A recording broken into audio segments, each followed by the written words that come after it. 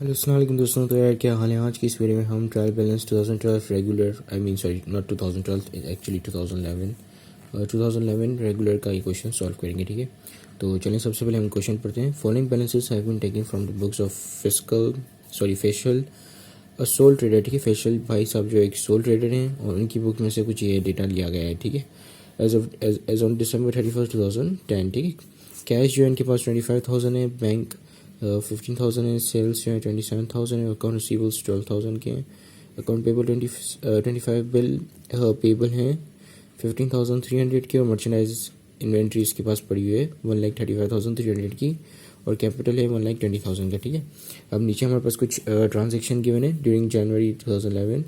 Following transactions वर completed. ठीक है, ये 2010 की ट्रांजेक्शन्स हैं, 31 दिसंबर 2010 यानी कि जब ये एंड हो रहा था। ठीक है, दिसंबर, अब ये नए साल में कुछ ये ट्रांजेक्शन हुई। जनवरी 5 को पेड चेक टू सप्लायर ₹10,000। ठीक है, चेक हमने सप्लायर को पे किया 10,000 का। Then receive cheque from customer ₹9,500 and then paid cheque ₹5,000 and cash ₹10,300 against bill payable. ठीक है, यानी कि बिल पेबल की हमने सेटलमेंट कर ली और उनके अगेंस्ट जो है वो चेक और कैश दिया।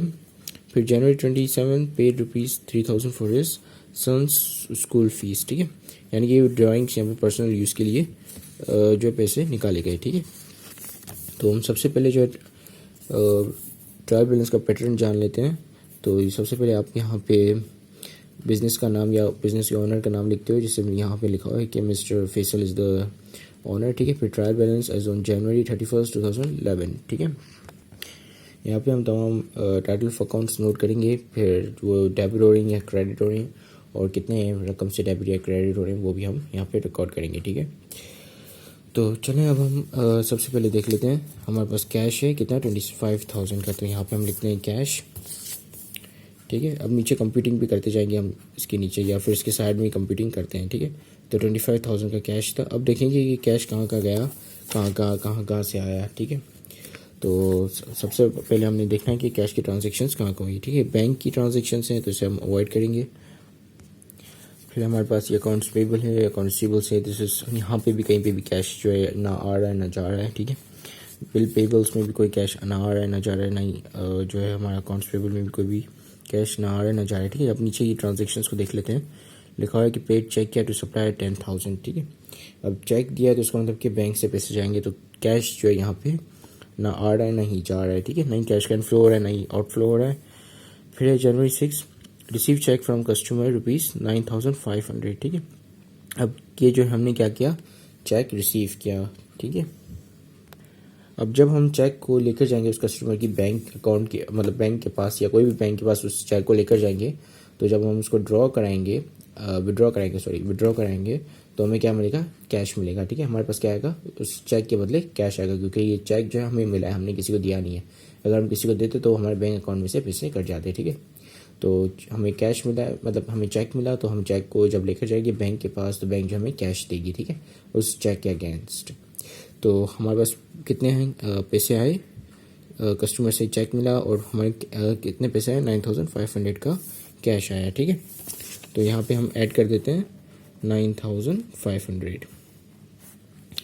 अब हम देखते हैं इसके अलावा कहीं और कोई ऐसी एंट्री है जहाँ पे हमारा कैश गया हो हमारे यहाँ से। ठीक है, सो यहाँ पे लिखा है कि पेड चेक किया 5,000, तो ये है तो बैंक अकाउंट से पैसे जाएंगे, कैश नहीं जाएगा जो हमारे पास कैश ऑन हैंड है। ठीक है, फिर लिखा है कि कैश भी हमने पेमेंट की कितनी 10,300 की कैश की पेमेंट की, ताकि हम जो है बिल पेबल को ख़त्म कर सकें। ठीक है, या बिल पेबल के अगेंस्ट हमने कैश की भी पेमेंट की कितनी 10,300 की, तो कैश गया हमारे यहाँ से, तो माइनस करेंगे हम 10,300। ठीक है, अब हम देखेंगे कि कोई और जगह से कैश आ तो नहीं रहा, तो यहाँ पे लिखा है कि paid 300 for sons school fees, sorry not 300 ठीक है, अब जाहिर सी बात है जब उसने स्कूल फीस भरी तो अपने पर्सनल यूज़ के लिए ड्राइंग्स में क्या कि उसने क्या विड्रॉ कर किया अपने बिजनेस से कैश जो है वो निकाल दिया। ठीक है, तो बिजनेस से यहाँ पे भी कैश चला गया कितने से 3,000 से। ठीक है, 3,000 से कैश और मज़ीद चला गया, क्योंकि उसने जो है 3,000 अपने बिजनेस में से कैश विड्रॉ किए और अपने सन की जो है वो उसने फ़ीस भर दी। ठीक है,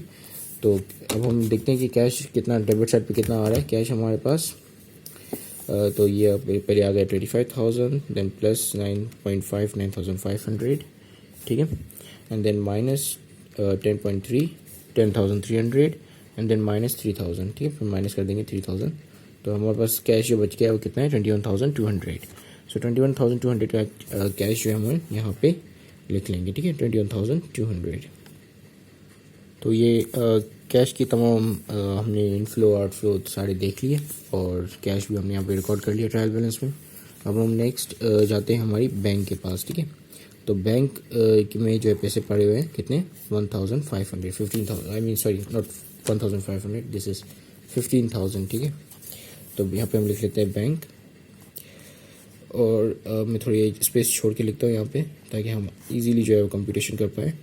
15,000 से मतलब बैंक के अंदर जो है पैसे पड़े हुए थे। अब हम देखेंगे कि बैंक से कहाँ से पैसे गए और कहाँ से पैसे आए, ठीक है। तो सेल्स हुई 27,000 की, तो ये तो कहीं कोई भी मतलब बैंक से ना ट्रांजेक्शन हुई ना ट्रांजेक्शन मतलब ट्रांजेक्शन आई बैंक के अंदर ना ट्रांजेक्शन गई। ये सिर्फ बता रहा है कि हमारे जो रेवेन्यू है सेल्स का इंक्रीज़ हुआ 27,000 से, ठीक है। और यहाँ पे हमारे पास जो है वो अकाउंट रिसीवेबल्स हैं 12,000 के, अकाउंट्स पेबल हैं 25,000 के, बिल पेबल है 15,300 के, मर्चेंडाइज है, ठीक है। यहाँ पे भी कहीं पे भी बैंक का जिक्र नहीं हो रहा, ठीक है। यहाँ पे देख लेते हैं हमारे पास जो जनवरी की जो एंट्रीज हैं इसमें लिखा है कि पेड चेक टू सप्लायर ₹10,000, ठीक है। सप्लायर को हमने चेक के थ्रू पेमेंट की तो उसका मतलब कि हमारे बैंक से पैसे जाएंगे, ठीक है। तो कितने 10,000, ठीक है। सप्लायर को कितने की पेमेंट की थी हमने 10,000 की थी, तो माइनस कर देते हैं हम यहाँ पे 10,000, ठीक है। अब उसके अलावा देखते हैं कि कहीं से बैंक से कहीं मतलब कहीं और जगह बैंक से पैसे जा रहे हैं। तो जनवरी यहाँ पे 6 को जो है हमें चेक रिसीव हुआ तो उसका मतलब कि हमारे पास कैश आया। और जनवरी 7 में जो है हमने पे किया चेक कितना 5,000 का, ठीक है। 5,000 का हमने चेक पे किया था और कैश पे किया था, ठीक है, बिल पेमेंट की सेटलमेंट के लिए। तो 5,000 जो हमारे यहाँ से चेक मतलब बैंक से पैसे और मज़ीद निकल गया, ठीक है। तो माइनस हो गया 5,000, तो यहाँ पे क्या बचा नील, ठीक है, ₹0। तो यहाँ पे कुछ भी नहीं बचा, ठीक है। 15 माइनस 10 माइनस 5 दैट इज़ 0, ठीक है। तो अब हम जो है नेक्स्ट हमारे पास चलते हैं। नेक्स्ट हमारे पास सेल्स हैं कितनी 27,000 की, तो हम इसे रिकॉर्ड कर लेते हैं सेल्स को 27,000 से। अच्छा सेल्स की पहले देख लेते हैं कहीं और पे ट्रांजैक्शन है तो कहीं और पे सेल्स की ट्रांजैक्शन या सेल्स के बारे में कहीं और पे मतलब किसी और जगह पे या जनवरी की इंट्रेस्ट में कोई भी सेल्स के बारे में कुछ भी नहीं लिखा हुआ, ठीक है, कि मतलब आया और मजीद सेल्स हुई नहीं हुई, सेल्स से रिटर्न हुआ या डिस्काउंट हुआ, ये ऐसा कुछ नहीं लिखा हुआ, ठीक है। तो यहाँ पे हम सेल्स को डायरेक्ट लिख लेते हैं, ठीक है। तो सेल्स लिखते हैं, सेल्स कितने की हुई 27,000 की, ठीक है। Sales as a revenue account जब भी बढ़ता है तो हम उसको क्रेडिट करते हैं, तो जिसकी वजह से हम उसको क्रेडिट की साइड पे रिकॉर्ड करेंगे, ठीक है। तो अब हम देखते हैं कि सेल्स भी हमारा हो गया 27,000 से, हमने इसको भी रिकॉर्ड कर लिया। हमारे पास है अकाउंट्स रिसीवेबल्स, ठीक है, कितने से 12,000 से, ठीक है। अकाउंट रिसीवेबल्स की हम देखते हैं यहाँ पे कोई और मतलब अकाउंट रिसीवेबल्स के बारे में कुछ लिखा हुआ है कि कोई इनफ्लो या आउटफ्लो हुआ है, तो यहाँ पे अकाउंट रिसीवेबल्स के बारे में कुछ भी नहीं लिखा हुआ कि कोई इनफ्लो हुआ या नहीं हुआ, ठीक है। तो इसका मतलब कि अकाउंट रिसीवेबल्स जो है हम अच्छा एक मिनट यहाँ पे जो लिखा हुआ है कि हमें चेक मिल गया कस्टमर से, ठीक है, कितना 9,500 का, ठीक है। तो कस्टमर हमें चेक क्यों देगा, तो ऑब्वियसली अपने अकाउंट रिसीवेबल्स को सेटल करने के लिए देगा ना, या तो कस्टमर के अकाउंट पेबल होंगे, ठीक है, हमारा अकाउंट रिसीवेबल होगा और कस्टमर का अकाउंट पेबल होगा कि कस्टमर को जो है वो हमें पेमेंट करनी है, ठीक है, क्योंकि कस्टमर हमसे माल परचेस करके गया है, सामान परचेस करके गया है और हमने जो है उसका अकाउंट रिसीवेबल्स खोल दिए और फिर उसने जो है 9,500 की हमें पेमेंट कर दी चेक के थ्रू, ठीक है। तो अकाउंट रिसीवेबल जो इसका 9,500 से कम हो जाएगा, ठीक है। तो अकाउंट रिसीवेबल्स हम देख लेते हैं कि इसके कितने थे। अकाउंट रिसीवेबल्स थे 12,000 के, ठीक है। तो यहाँ पे पहले हम लिखते हैं अकाउंट रिसीवेबल्स, ठीक है, AR that means account receivables, ठीक है। 12,000 से थे अकाउंट रिसीवेबल, हमने कस्टमर के खोले हुए थे, कस्टमर ने जो है वो 9,500 का हमें चेक दिया, ठीक है, जो हमने कैश में कन्वर्ट किया था। तो 9,500 की उसकी पेमेंट हो गई, तो अकाउंट रिसीवेबल जो है वो 9,500 से कम हो जाएगा, ठीक है। तो ये कितना हो जाएगा 9,500 से जब कम करेंगे तो ये बन जाएगा 2,500, ठीक है। 12,000 माइनस 9,500 इज इक्वल टू 2,500, ठीक है। तो 2,500 हम यहाँ पे लिख लेते हैं 2,500। अच्छा अकाउंट रिसीवेबल जो हमेशा जब भी बढ़ता है तो डेबिट साइड पे आता है, तो हम उसको डेबिट साइड पे रिकॉर्ड करेंगे, ठीक है, क्योंकि अकाउंट रिसीवेबल क्या है एसेट है। और अब हम देखते हैं कि हमारी नेक्स्ट क्या आ रहा है। तो नेक्स्ट है हमारे पास अकाउंट्स पेबल, ठीक है। अकाउंट्स पेबल कितने से, 25,000 से। अब अकाउंट्स पेबल के रिगार्डिंग कुछ यहाँ पे लिखा हुआ है, तो बिल पेबल के लिखा हुआ है अकाउंट्स पेबल। हम देखते हैं कि यहाँ पे कुछ तो अकाउंट्स पेबल के रिगार्डिंग हमारे पास खाली ये वाली एंट्री है, ठीक है, जनवरी 5 की। जनवरी 5 की एंट्री क्या कही है कि हमने चेक दिया किसको, सप्लायर को, ठीक है। अब हम सप्लायर को चेक क्यों देंगे, ऑब्वियसली सप्लायर कौन होता है, जिससे हम अपना माल परचेस करते हैं, ठीक है। यानी कि जिससे माल परचेस करते हैं कस्टमर होता है जिसको माल बेचते हैं, ठीक है। उस पर मार्कअप लगा कर, अगर मर्चेंडाइजिंग बिजनेस है तो, ठीक है। अगर मैन्युफैक्चरिंग बिजनेस है तो सप्लायर क्या होता है, कौन होता है, जो हमें रॉ मटेरियल प्रोवाइड करता है, ठीक है। तो वो हमारा सप्लायर होता है, जिसको हम वेंडर भी बोलते हैं, ठीक है। तो सप्लायर से अक्सर जो है बिजनेसेस वो क्रेडिट पे परचेस करते हैं, यानी कि बिजनेस का जो है वो अकाउंट पेबल खुल जाता है और सप्लायर का अकाउंट रिसीवेबल खुल जाता है, ठीक है। उस बिजनेस मतलब उस बिजनेस को जैसे अगर हम बात करें मिस्टर फैसल की, तो मिस्टर फैसल का जो है वो अकाउंट पेबल खुल जाएगा, ठीक है। मिस्टर फैसल जो है वो अपने यहाँ पे या अपनी रिकॉर्ड्स में अपनी बुक कीपिंग में अकाउंट पेबल खोल देंगे, ठीक है। जिस सप्लायर से उसने परचेस किया होगा उस सप्लायर के नाम, ठीक है। फिर क्या होगा कि जब वो उस सप्लायर को पैसे दे रहा है तो उसका मतलब कि वो अपना अकाउंट पेबल को सेटल कर रहा है, ठीक है, या अकाउंट पेबल को ख़त्म कर रहा है। तो अकाउंट्स पेबल में से कितने पैसे लेस हो जाएंगे, 10,000, ठीक है। सो 10,000 जो हम अकाउंट्स पेबल में से निकाल लेंगे। अब यहाँ पे हम पहले लिख लेते हैं अकाउंट्स पेबल, ठीक है। AB that means accounts payable, ठीक है। तो अकाउंट्स पेबल हमारे पास क्रेडिट साइड पे कितने का था, अकाउंट्स पेबल था हमारे पास 25,000 का, ठीक है। तो यहाँ पे हम लिखते हैं 25,000 का अकाउंट्स पेबल खुला हुआ था, ठीक है। कितने से खत्म हो गया या कितने से कम हो गया, 10,000 से, ठीक है। तो यानी कि 15,000 का अकाउंट्स पेबल अभी भी हमें बचता है अभी भी मिस्टर फैसल के जो 15,000 पैसे वापस करने, ठीक है। और accounts payable as a liability जब भी जो बढ़ती है तो हम उसको क्रेडिट साइड पे रिकॉर्ड करते हैं, ठीक है। यानी उसका जो उसकी जो जैसे जो डेबिट क्रेडिट के रूल्स होते हैं तो उसमें हम देखते हैं कि मतलब जब भी वो बढ़ती है तो हम जो उसको क्रेडिट करते हैं, ठीक है। जैसे लायबिलिटीज, रेवेन्यू और कैपिटल ये जो है एक तरीके से रिएक्ट करते हैं, सेम रिएक्ट करते हैं, और हमारे जो एसेट्स और एक्सपेंसेस वो एक जैसा रिएक्ट करते हैं, ठीक है। बढ़ने से एसेट और एक्सपेंस जो है वो डेबिट साइड पे रिकॉर्ड होता है, और बढ़ने से लायबिलिटीज, रेवेन्यू और कैपिटल क्रेडिट साइड पे रिकॉर्ड होते हैं। तो यहाँ पे हमने लायबिलिटी को रिकॉर्ड कर लिया 15,000 से। अब हम देखते हैं हमारी नेक्स्ट जो है वो बिल पेबल है, ठीक है। कितने से, 15,300 से। तो हम यहाँ पे लिख लेते हैं बिल पेबल, ठीक है। बिल पेबल तो ये जो है 15,000 से हमारे पास 15,300 से हमारे पास जो है वो क्रेडिट साइड पे खुला हुआ है, ठीक है। अब हम देखते हैं कि इसकी हमने सेटलमेंट की है, तो इसकी जो सेटलमेंट आपको नज़र आएगी वो यहाँ जनवरी 7 में नज़र आएगी, ठीक है। कितनी पेड किया हमने चेक, 5,000 का चेक पे किया और 10,300 का हमने कैश पे किया इसकी सेटलमेंट करने के लिए, ठीक है। तो यानी कि ये कितने से कम होगा, पहले तो ये 5,000 से कम होगा जितने का चेक पे किया, ठीक है। और फिर हमने कैश पे किया इसको कम करने के लिए कितना, 10,300 का। तो जब हम इसको 15,300 में से पहले माइनस करेंगे 5,000 तो ये बन जाएगा 10,300, ठीक है। फिर माइनस करेंगे 10,300 तो ये क्या हो जाएगा, 0 बच जाएगा, ठीक है। अब इनका अकाउंटिंग हेड जो है वो हमेशा क्रेडिट साइड पे होता है, क्योंकि ये लायबिलिटी बढ़ने से क्रेडिट साइड पे होती है, मतलब क्रेडिट साइड पे रिकॉर्ड होती है। तो हम इसको यहाँ पे 0 जो है वो क्रेडिट साइड पे रिकॉर्ड करेंगे, ठीक है।